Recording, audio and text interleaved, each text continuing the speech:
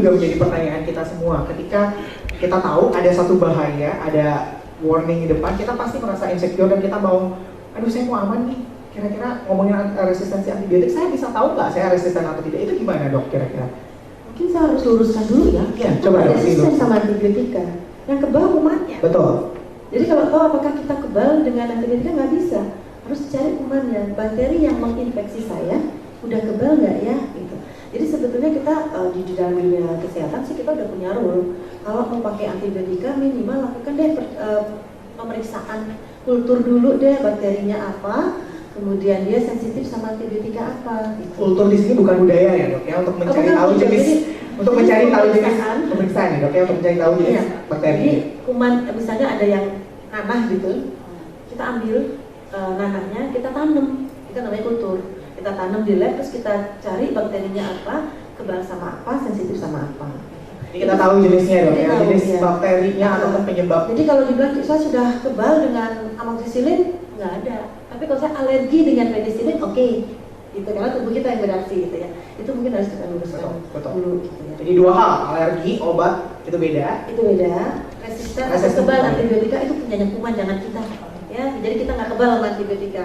Tapi justru kita yang harus mawas diri ya dok. Ya, karena efek dari kuman itu kalau menginfeksi kita serem banget, nggak ada obat. Gitu. Ya balik lagi ke zaman post antibiotika, tidak ada antibiotika seperti zaman ini. Berarti kira-kira kalau sebagai masyarakat umum nih dokter, perlu nggak kita, kalau misalnya saya nih belum ada keluhan ataupun sekedar batuk, kira-kira saya perlu kultur nggak dok untuk tahu jenis bakteri segala macam? Kapan kita kira-kira butuh kultur? Kapan kita, soalnya kita takut nih dok, kita kan aware nih, saya generasi One Health tahu nih saya antibiotik bahaya segala macam kalau sampai resisten di kumannya. Itu kira-kira seperti apa dok? Kalau mau kultur, jadi kultur tuh pasti ada pertimbangan. Betul. Jadi tidak semata-mata, aduh saya udah kebal nggak bakteri saya kultur, nggak ada gunanya, gitu ya. Jadi tidak perlu ya, sepulang dari sini tiba-tiba langsung itu tempat kerjaan saya ya. Jangan tidak perlu ke tempat dokter ya, atau langsung kultur ya. Dan tempat kerjaan. Jadi biasanya kami menerima kultur dari dokter pengirim. Betul. Jadi ibu-ibu bapak bisa datang ke dokter. Jadi kalau udah sakit tuh, kita kan ada obat bebas. Misalnya terasa mulu, oke, kalau paracetamol kan bisa dijual bebas ya, silahkan minum gitu. Tapi dalam 2 hari nggak berubah, datanglah ke dokter. Nanti dokter akan menilai,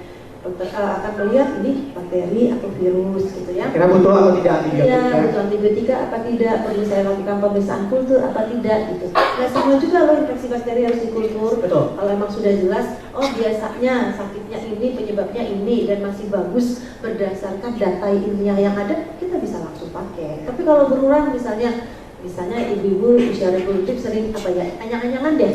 Paling sering kan kita usia reproduktif ya. Nah itu paling sering ISK bagian bawah, infeksi saluran kencing bagian bawah itu paling sering karena kita usia reproduktif, terus jarak sistem kencing kita dengan dubur sangat dekat, beda sama bapak-bapak dia jauh ya. Jadi bakterinya, tadi saya bilang di badan kita tuh ada bakteri yang normal ada, tapi begitu dia berpindah lokasi dia akan menjadi penyakit. Nah pada ibu-ibu itu akan sering begitu. Jadi kalau hanya infeksi saluran kencing itu akan sering berulang. Betul. Silahkan datang ke dokter. Biasanya dokter akan katakan oke tidak perlu kultur. Tapi kalau terlalu sering berulang itu butuh. Ini bakterinya pertanyaan lagi ya. Gitu. Jadi jangan, saya hanya saya minum antibiotika deh, jangan. Berarti menjawab pertanyaan dari Ibu Erika, kita tidak semata-mata perlu untuk melakukan kultur ataupun pemeriksaan apapun itu. Kalau memang diperlukan, dokter pasti menyarankan. Seperti itu kurang lebih. Konsultasikan dengan dokter keluarga. Betul. Saya rasa semua punya dokter BPJS. Kan sudah, sebenarnya pemerintah sekarang sudah memikirkan itu. Ada mengarah ke dokter keluarga. Kita akan lebih ke prevention daripada kuratif, ke mencegah daripada mengobati. Diharapkan masyarakat atau kita tuh nggak pindah dokter. Kalau pindah dokter, medical recordnya pindah-pindah juga, nggak ter-record gitu. Jadi kita harusnya bisa mempunyai dokter keluarga, kita konsultasi, nah dari dokter keluarga ini akan mengarah.